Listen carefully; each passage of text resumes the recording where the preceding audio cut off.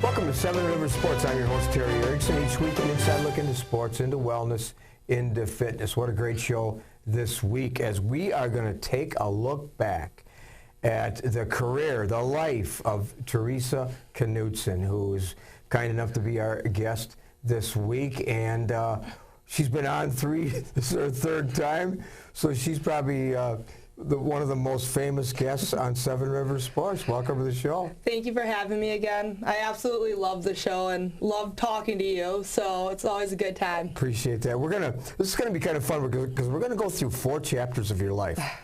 The first chapter we're going to talk about when you were young, kind of who were the catalysts. And we're going to talk about chapter 2, which is high school. Chapter 3, UConn. For those of you who don't know, a Division I hockey player. And then the 4th chapter of your life, so stay tuned throughout the whole show, will be your career as a professional hockey player in Europe. Now, this is going to be great.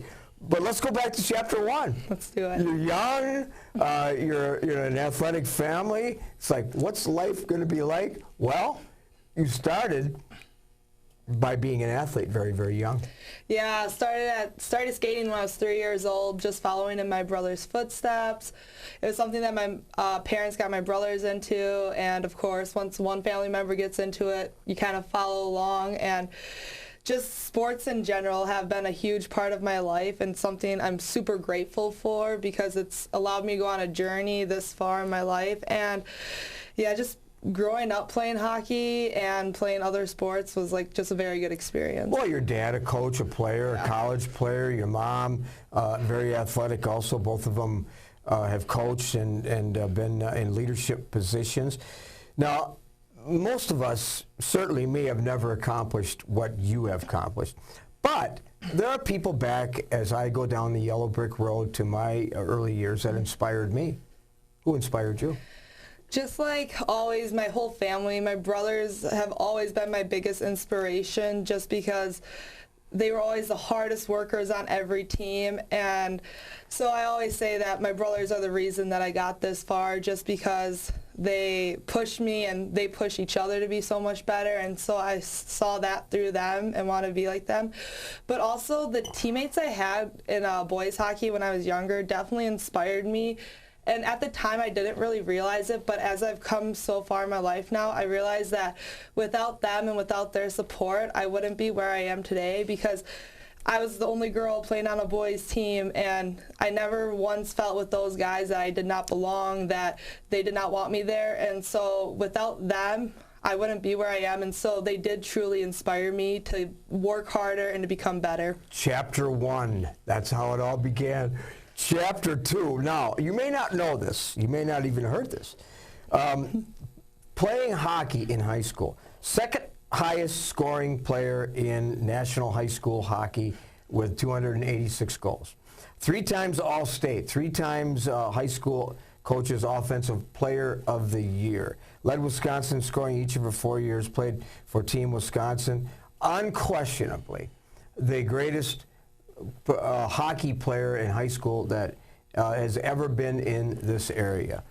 But there are other things too. And besides playing for Team Wisconsin, you had a significant, memorable career as a blue gold, because you played multiple sports. Yeah, I also played volleyball and softball. And volleyball, it was definitely the hardest sport for me to be able to play, just because it didn't come natural. I'm not the tallest, but Coach Bree pushed me to accomplish my goals. She told me I had to jump a certain height to be able to play, and by my senior year I was able to do it, and I played full time. And then softball definitely was one of the most fun sports with all my teammates and that experience. So just being a blue gold athlete, all around athlete, is something that I absolutely love. And being back at the high school now and seeing that they have the 3 sport athletes listed up on the board, it's cool to see that there's so many kids that want to be a part of that tradition. You know, as we continue on chapter 2, high school, and then moving on, the thing that disappoints me is that there hasn't been, except for Seven Rivers Sports, the show I love, hasn't given you the credibility and the notoriety that you should have gotten. And That's a concern and disappointing to me. But when you go back again to staying with your high school years, even though you excelled in all three sports, you never really were the kind to look at shining the proverbial spotlight on yourself. You were always a consummate team player. Why was that?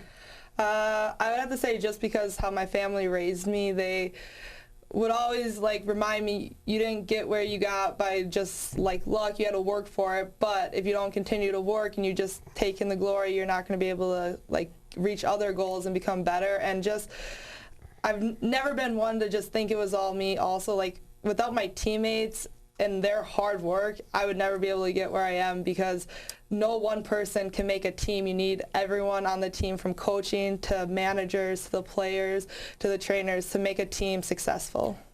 And you, well said. And so there's some middle schoolers, grade schoolers watch the show. Parents what's Aquinas all about? What's special about Aquinas? Why should I send my son or daughter to the home of the Blue Gold? Well, of course, I'm third generation of a Blue Gold right now, so it runs in the blood. But just being at Aquinas, you're a part of a family. You're part of a community that wants the best for you. Whether you can see it at the moment, at the end of the day, everyone at Aquinas is cheering for you and also pushing you to be the best that you can be. And I think that school has taught me a lot about myself and a lot of how to act, but it also allows you to fail, but it has that support system that's going to catch you and allow you to bounce back and try harder and do better. As I look back in my notes when you were on first as a high school athlete, here's what you said. See if you can remember this. It was 6 years ago. You said your philosophy of life was to be true to yourself, laugh and smile as often as possible. Each day is a blessing. You said that when you were 17 years old. Now you're 21 years old. 23 years old. And so I thought to myself when I read that, I wonder, is that something that maybe she got out of her leadership class at Aquinas High School? Yes. That's sarcasm. But do you still have the same philosophy? Well, I honestly, looking back, I would not have expected myself to say that, but I think that's just something that it's still so true. I try to smile every day, all day long, just because smiling makes you happy, and I'm just shocked I said that as a 17-year-old. I'm happy about that, and yeah, I think that's still my philosophy, is just every day's a blessing. You just have to be happy, and it's a choice to be happy, and I love choosing to be happy, so yeah. I asked my students at a class recently, what's a universal language that is probably the most powerful language among 7+ billion people in this world? And of course, they're like, what's he talking about? I said, very simple. Smile. Now, is that the universal language that you practice? Yeah, I try to. I try to be that person that when people see me, they're like, oh, she's the happy person, or she's always smiling. So I definitely agree with you on that one. That's definitely a universal language, just smiling on its own. On to Chapter 3. Finished Chapter 2, on to Chapter 3. A tremendous career at UConn. If you don't know UConn, well, they're famous for basketball, but other sports too, the women's basketball. As a freshman, sophomore, you continue to get better, junior, senior. Let's fast forward to senior year. 39 games, you second in the team in goals. You eclipsed the 50-goal mark in your career. Third player in program history to accomplish that goal. Finished third in 17-year history of the program, and your coach had nothing but great things to say about. So freshman, sophomore, junior, senior, you played in 136 games over 4 years. Oh my goodness. Must be lots of memories, lots of defining moments throughout a career that most people only dream of. Division I. Wow. Yeah, just my senior year in a whole was a year that will never, ever come close to any type of year I'll ever have again. It was my senior year of college. My teammates were my best friends. My roommates were my best friends. It was just like, it was just one of the best years, and our hockey team ended up making to the Hockey East Finals, which was so great for the program. And I can't pick out one moment that was defining in that year, as much as just saying that the whole year gave me just a greater love for the sport. Like, I always loved the sport. Obviously, there's ups and downs, but that senior year was a year that I'm going to be forever blessed with, just because of the people I was with and how our team ended up coming from behind and doing so well and getting as far as we did. So I would imagine one of your biggest fans out there besides your family was Coach Gino. Was probably did he come to your games at all? We're not sure. He came and talked to us once or twice, so that was cool to hear what a true champion has to say about Hall of Famer. Yeah, Hall of Famer, one of the greatest coaches ever, has to say to us. And that was just an amazing experience, just to hear what he has to say and how he presents himself. And that was really cool to see. Even coming into a women's hockey team that he doesn't know too much about, he still presented himself as a champion. And that's something that our team tried to learn from. Wow, what a chapter 3, which I'm sure when you reflect on it and you go to bed at night, you have a smile on your face as you think of your UConn experience in 4 years of Division I hockey. Well, let's continue. Can you continue with that smile on your face as we come back after these messages for chapter 4? Yes, of course. Can we do that? Of course. We'll be back right after this. With our busy lives, it's a comfort to know that we can still remember loved ones in a traditional way with a monument. Lewiston Monuments in Lewiston, Minnesota has been helping families purchase a monument for over 4 generations. You'll find a large selection of beautiful granite, marble, and bronze monuments, all at competitive prices. And they're a full-service company, so they also do straightening, cleaning, and repair of monuments. Stop in or call for a no-obligation consultation, or visit lewistonmonument.com for more information. At Schneider Heating and Air Conditioning, we have assembled a championship team who listens to what your needs are. We install carrier comfort systems that improve the comfort, efficiency, and the air quality of your home and workplace. We serve you with highly trained technicians who are prompt, friendly, and honest. For Gold Star treatment, turn to the experts, Carrier and Schneider Heating and Air Conditioning. Schneider Heating and Air Conditioning, your comfort is our business. Welcome back to Seven River Sports. This week, a special show as we take a look back at the career of Theresa Knutson. First half of the show, we talked about chapters 1, 2, and 3. Ended with her career at UConn, and let's kind of stay with that just for a minute. You graduate, you finish your 4-year career at UConn, sport management major, and what am I going to do now? So all of a sudden you get these emails, you get these letters that say, we'd like you to continue your career. Talk about when that happened and maybe the opportunities that you had. So just to be able to play hockey after college, the opportunities in Europe and even in America last year were pretty, there's a lot of opportunities. So just being able to see that teams still wanted me to play made me realize that I wasn't ready to give up hockey quite yet, but I knew that with my sport management major, I would always be able to come back to that, and I'm very happy that I did take the year to play hockey, because throughout this whole year I've been able to see things that I want to do and don't want to do. So with that, when I saw teams that were emailing me and wanted me to be part of their program, I knew right away that I had to take this opportunity to go to Europe, just because I love traveling and I love adventure. I know you do. I do too, but my time's running out for all those kinds of things. But so other UConn players that have had that opportunity? So in my class, I was the only one to go to Europe. There was 2 girls that played in a league in Canada.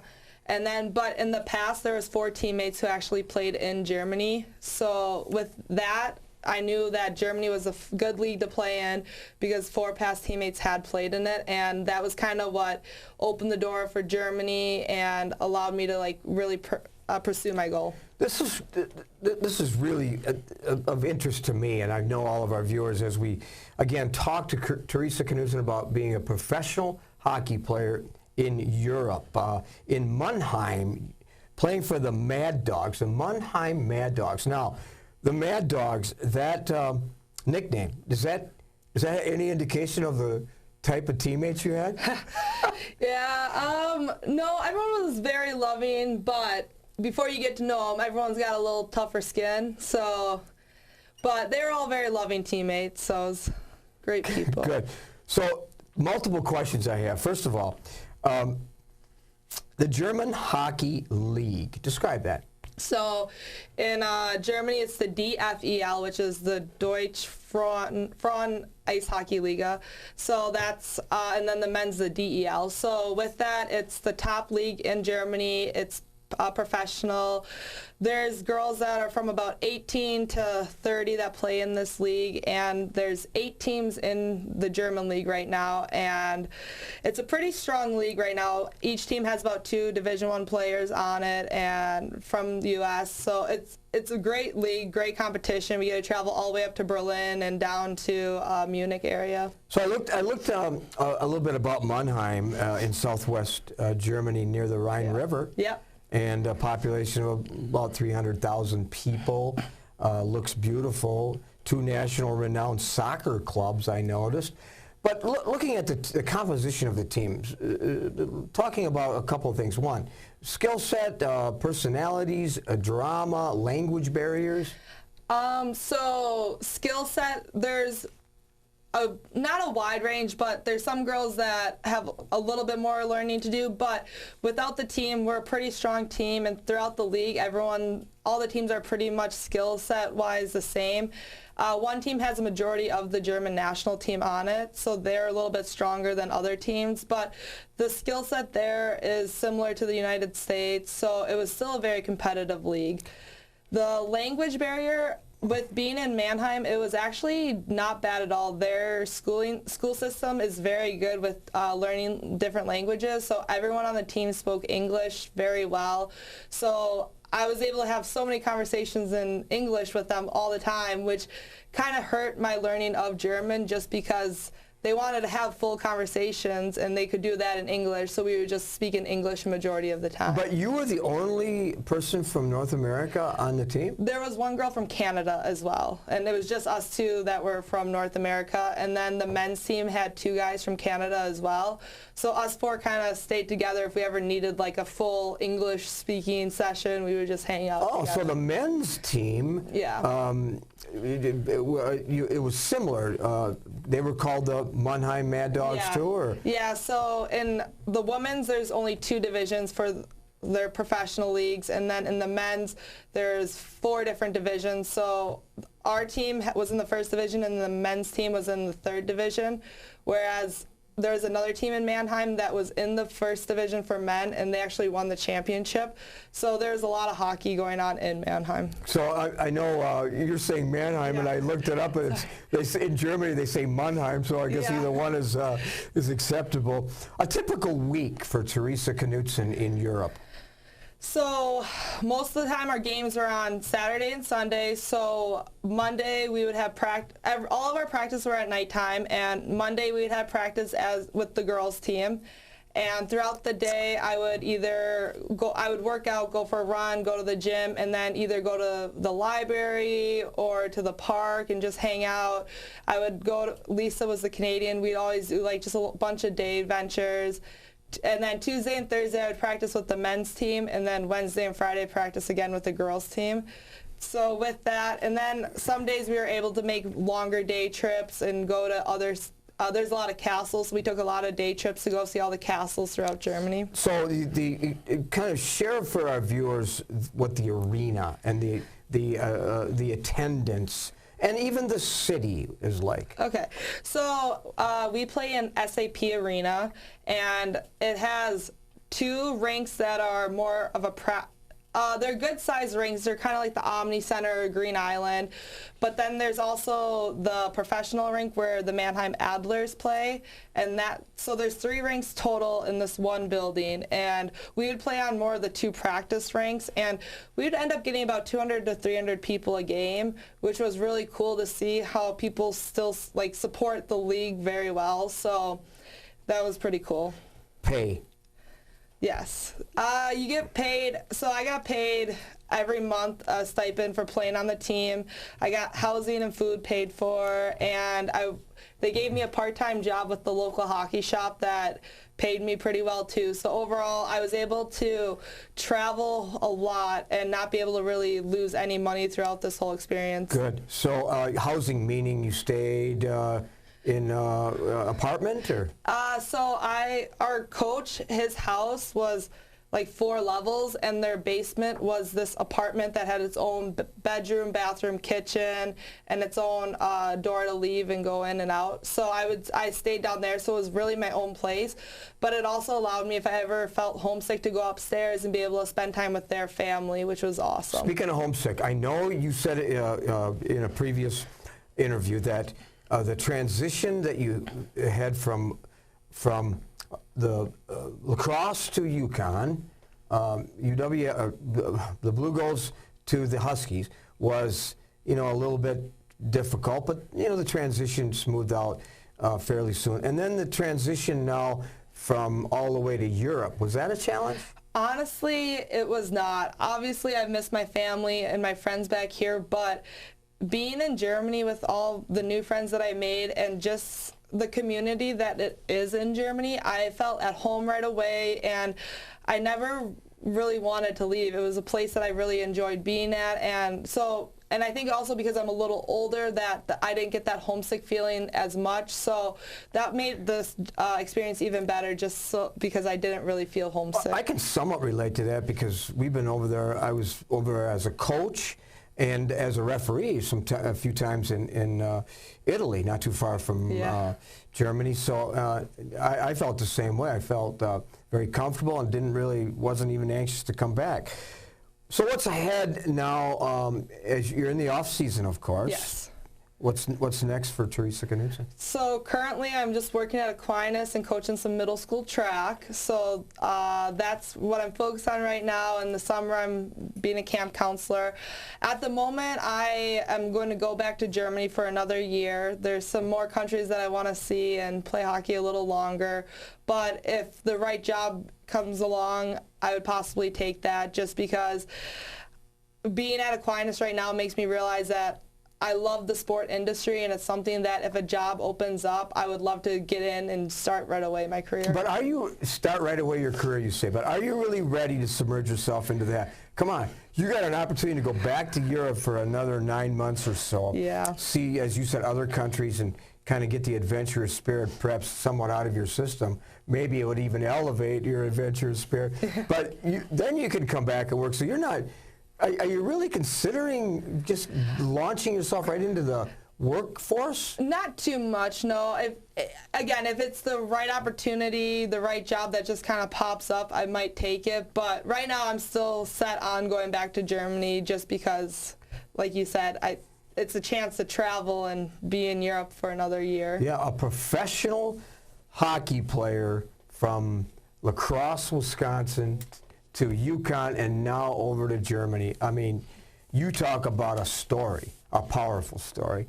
And it's a pleasure, again, to be able to catch up with Theresa Knutson here on Seven Rivers Sports. Thanks for being on the show. Thank you for having me. I love it every time. All right. We'll be back with some closing thoughts and a little bit of baseball in the postseason right after this. At Schneider Heating and Air Conditioning, we have assembled a championship team Who listens to what your needs are. We install carrier comfort systems that improve the comfort, efficiency, and the air quality of your home and workplace. We serve you with highly trained technicians who are prompt, friendly, and honest. For Gold Star treatment, turn to the experts, Carrier and Schneider Heating and Air Conditioning. Schneider Heating and Air Conditioning. Your comfort is our business. When you're faced with the decision of selecting a monument to honor someone dear to you, call Lewiston Monuments for a no-obligation consultation. Lewiston Monument is a full-service monument company, serving families in Iowa, Minnesota, and Wisconsin for over 4 generations. You'll find beautiful granite, marble, and bronze memorials, all at competitive prices. Their experts can help you design the perfect and unique memorial. Lewiston Monument. Call today or on the web at lewistonmonument.com. Welcome back to Seven Rivers Sports. I hope you enjoyed our interview with Theresa Knutson, a tremendous success story. Our high school baseball coverage continues as we broadcast WIA tournament games deep into the postseason. I know you'll enjoy those if you tune in. We are broadening our list of guests as we look for ways to improve the show. If you have an idea for a guest or a topic, please contact us here at the studio. Check your local listings as we continue to bring you Knights of Thunder Racing every Thursday and every Sunday evening at 7 p.m. Thanks for joining us this week. Next week, you'll enjoy the show because we're going to catch up with Cassie Hansen, a former lacrosse Logan high school basketball star, just completing her season playing 4 years at the University of Wisconsin-Platteville. You'll enjoy that interview. Till next week, I'm your host, Terry Erickson, hoping that you will have an active and a healthy week ahead.